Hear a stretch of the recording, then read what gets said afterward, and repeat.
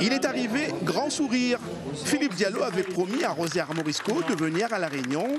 Il l'a fait.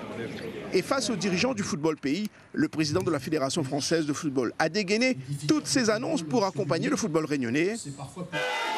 Désormais, les champions de La Réunion vont recevoir la même dotation que les clubs de l'Hexagone qui accèdent à la Nationale 3, soit 12 000 €.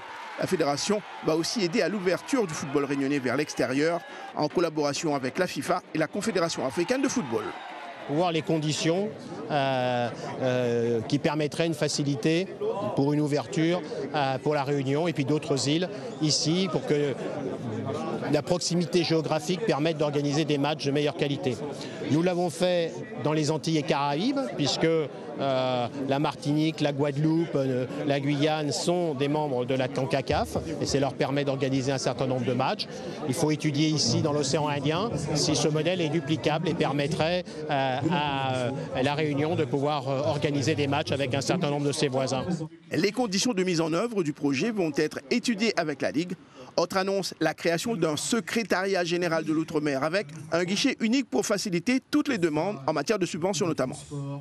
C'est une volonté forte de la Ligue de foot de développer nos compétitions, d'accentuer nos efforts vers les jeunes.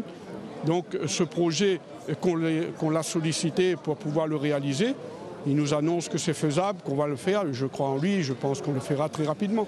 La fédération va aussi aider à la mise en place d'un centre d'élite ici, comme déjà fait aux Antilles. Cela facilitera la participation de nos jeunes U17, U18 à la Coupe Gambardella. Philippe Diallo a aussi plaidé pour un accès de nos équipes féminines à la Coupe de France, promis un soutien financier pour les créations de postes et autres besoins, et affirmé aussi sa volonté de travailler avec la FIFA sur les dossiers nécessaires pour débloquer les sommes significatives pour la reconstruction du foot pays après Garance.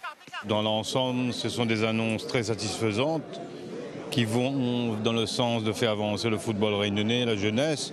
Il y a eu des mots forts du président. Et effectivement, comme tout le monde, on attend que tout ça se concrétise, bien entendu. La Réunion a perdu le fait que 2 représentants au 7e tour rencontraient des équipes de l'Hexagone. Donc c'est la question que j'aurais aimé lui poser. Malheureusement, on n'a pas eu l'occasion parce que je pense que le football réunionnais méritait à ce qu'on retrouve les 2 clubs au 7e tour contre des équipes de l'Hexagone. Dans son plan d'engagement, la Fédération française de football a lancé un appel aux femmes pour s'engager comme arbitres, éducatrices ou dirigeantes.